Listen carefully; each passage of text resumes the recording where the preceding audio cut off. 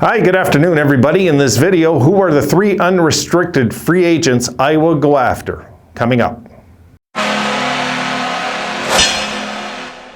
It's like a part 2 to the video that I just did because I noticed you guys asking me, okay, this is, they looked at how I designed the team as GM, but now what would I do with the unrestricted? And I just kind of left that out for interpretation with you guys. But since I've been asked, for me, it's pretty simple, the 3 that I would go after. So I'm going to just throw them out there and, see what you guys think of this. Because there is a method to my madness, as always. And I think what we can do, if I said we're going to be aggressive, right? So we got to be aggressive. We got to try for anybody that's out there. Anybody. It doesn't matter. People talk about Buffalo's a small market. Nobody's going to want to come there. I don't buy it. Sorry. No. People will have, like, Canadian markets on their no trade list before Buffalo right now. Believe me, because of the taxes. Okay, so here's the first one. We'll start with the goalie. Goalie, defenseman, forward, okay? Here we go. And that is basically, for me, a no-brainer. These, I would like to get these all on short-term contracts, what I'm going to present here to you guys. So I think Marc-Andre Fleury would be the smartest move if we could land him somehow. And I think there is a way for us to get these guys, and I'll explain that in a bit. But Marc-Andre Fleury would make the best sense for us because not only is he older in the Stanley Cups, it's also the way he can mentor our young guys, right? So for me, it's a no-brainer, Marc-Andre Fleury in nets, because this is the way to go to develop all our young kids in nets this year. I don't see any reason. And guys, I did it again. God, I'm a repeat offender with this, huh? God. I just think getting Marc-Andre Fleury is the smartest way to go in nets. It's a no-brainer. Okay, number 2. Let me get that here. And here we go. And for defense, Christopher Letang. Again, a no-brainer. Stanley Cups experience. Again, another guy that would be able to mentor our young guys in defense. This is what we need. We need mentors coming in. Not so much big, physical, mean guys. That we can add in as we go along. We already have some.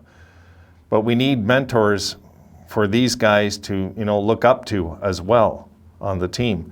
So I think a guy, you can see the solid career he's had. There's no doubt that this guy would help the Sabres in my mind at all. I think that's a no-brainer too, really, on defense, guys, really. I mean, we can go and get 5, 6 new guys, but I'm talking the 3 big pieces that I want to get and unrestricted would be these 3 guys. And without a doubt in my mind, you bring in Stanley Cup rings to the dressing room, you can't go wrong. You just can't go wrong with that, honestly. I could go on and on about how important that is. It is vital that we have some guys in our dressing room who have won championships, really. And guys that are willing to come here and make a difference as a mentor. Guys that know their role before they come here. They know they're not coming to a Stanley Cup team. But I'll get to that later. Okay, third and final one. Here we go. And yeah, there it is. A Pittsburgh trio, guys. I mean, I still count Fleury as a Penguin, kind of. He won all his cups there. So you got all the championship Penguins coming over to Buffalo as mentors, And let's face it, these guys can still play and still be very effective in their craft. No doubt about that. For me, that's the 3. I mean, really, that's the 3 to go after. And I have a theory with this, why I think it's possible. You get one of them. These guys are friends in real life. Don't think they're not. They're friends, right? So they would be in touch. We get 2 of them, and let's say we're calling Malkin at the end. And Malkin, like Letang and Fleury have signed in Buffalo. We're going after Malkin. The chances are very realistic. He's going to want to come join this young team with all these first-rounders. That is very open to playing an offensive style game over here. and come over here. And let's face it, we can use some of Malkin's mean in the lineup, even at his age. We could. I think this would be the 3 perfect fits for this team, more than Pittsburgh now, guys, because Pittsburgh, I think Pittsburgh's going to go rebuild. I do. I really think that they're kind of at the tail end now of that run, and this is their last big hurrah this season. It's my feeling about it. Actually, it's pretty obvious. Age doesn't lie. So these guys now have, could become mentors, and hell, I'd even like to get like Chara for a year on the back end if we could. But these would be the 3 guys I would like to see the Sabres pursue. I don't think they'd have a problem all coming over together. Maybe one only might have a bit of an issue. But if there's a familiar face or two that you've won titles with and you're going over to another franchise, it's a new project. It's like a new start to their career in a way, like Fleury embraced Vegas, the Vegas thing. He embraced it. Even Chicago, Fleury embraced it. And they're going to move him, and I think Fleury will test free agency this time. And I can't see these guys not coming. If they were all coming together, I think it would be a lot simpler to get them. But if getting one of them might be harder than trying to get all 3, you know what I mean? So it's got to be that we get a ripple effect going where, and people that think it's not realistic, it is. Remember Nashville when they got all these players that one year? They got Peter Forsberg and who else was it? I mean, all sorts of guys. Paul Correa. They got all these guys all of a sudden. Didn't really work out, but they did manage to do that, and the Sabres have the cap space to pay these guys a little more handsomely than they would make elsewhere. Let's say $1 million more a year, 1.5 more a year for each guy. And the guys would come over here thinking, you know what, there's no pressure to go over there. And they understand what their role's going to be coming here too. They would understand that, they're coming over here not just to be mentors, but to be leaders, guys that will be able to teach the young guys how to play and stuff like this. Don't think older guys don't like that. They do. People say, no, they want to go and have a shot to win. When you've won as many cups as they've won, it's not like they're chasing a cup at this point, these guys. Hey, they've all won 3 cups. It's not like they're chasing a cup again. Of course, every player wants to win a cup, but the hunger for that is not there like it was, say, for Ray Bourque when he was playing. Coming in as leaders on another franchise is a whole different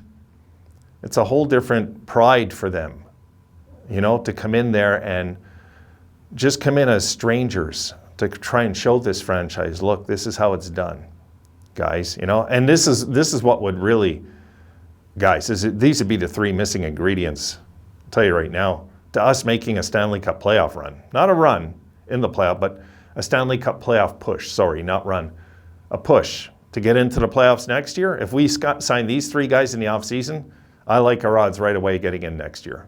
Right away, right off the bat.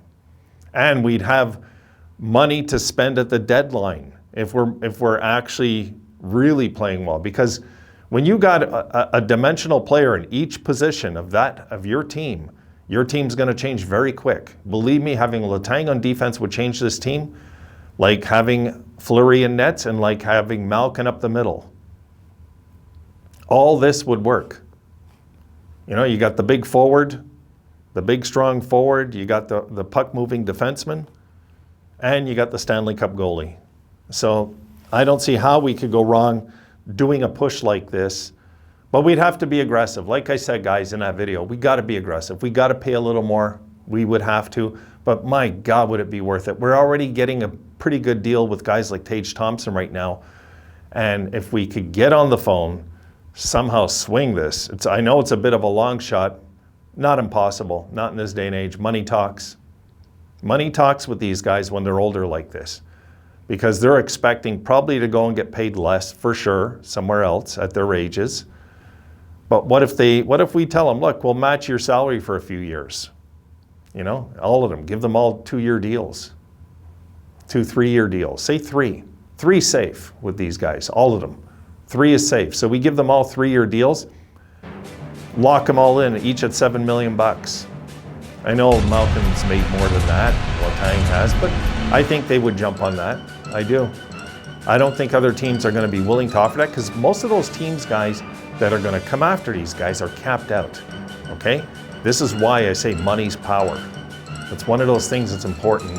Money is power, so. Okay, guys, that's it for this one. I got to get on the pregame video.